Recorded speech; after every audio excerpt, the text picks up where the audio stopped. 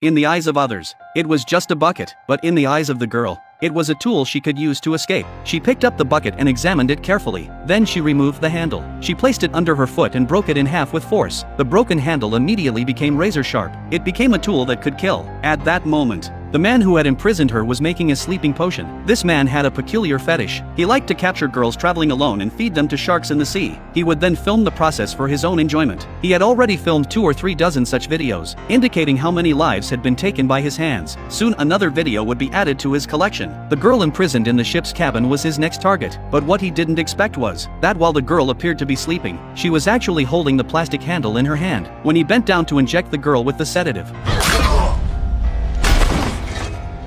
his head hit the bed and he fainted. The girl knew he might wake up at any moment, so she quickly found the key on his body and unlocked the handcuffs. However, before escaping, she hesitated for a moment, thinking of taking the knife from the man's body for self-defense.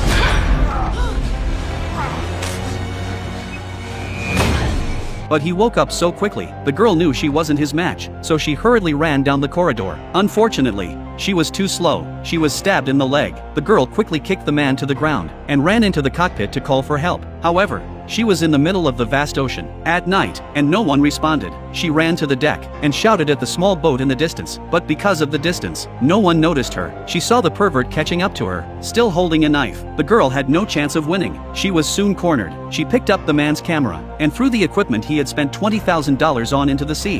Then she jumped in. Although the girl was an excellent swimmer, she had been injected with a sedative earlier and soon sank into the water. Just then, a fishing hook suddenly caught her arm, pulling her back up.